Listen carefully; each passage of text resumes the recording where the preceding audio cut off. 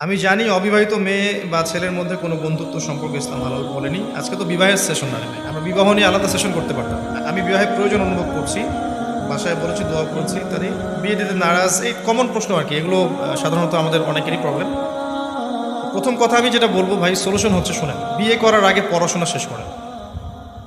পড়াশোনা যা করার বিয়ের আগে করে নেন, অ্যাটলিস্ট একটা লেভেল পর্যন্ত। তাওরা ফারেক করে নেন, মাস্টার্স বা অনার্স পাস করে নেন, MBA করে নেন, একটা লেভেল পর্যন্ত আপনি শেষ করে নেন।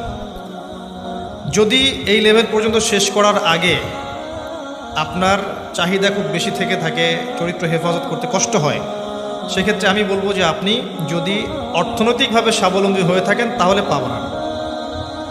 যদি এই লেভেলে যাওয়ার আগে ইকোনমিক্যালি আপনি স্বাবলম্বী না হন তাহলে পা বাড়াবেন না, রোজা রাখবেন এবং বেশি বেশি পড়াশোনা করবেন, দিনের কাজের সাথে সম্পৃক্ত থাকবেন এবং ভালো মানুষদের সাথে মিলেমিশে থাকবেন, একা থাকবেন না।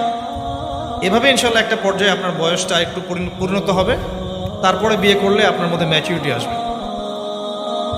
এটা হয়তো মনে হতে পারে আপনাকে যে চরিত্রটা হেফাজত করা এই সময়ের মধ্যে আমার জন্য কঠিন।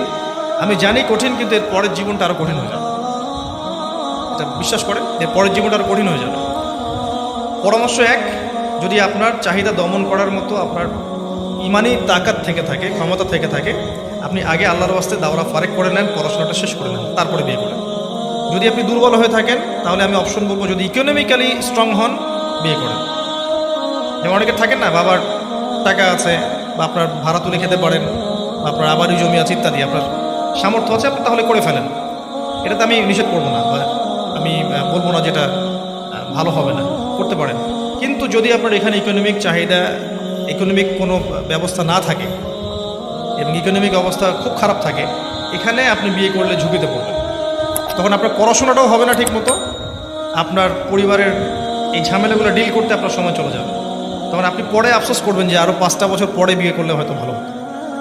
আর বিশ্বাস করেন, একটা বিষয় সম্পর্কে আমাদের একটা আগ্রহ থাকে, যখন ওটা পেয়ে যাবেন দেখবেন মনে হবে আসলে এমনই ছিল বিষয়টা।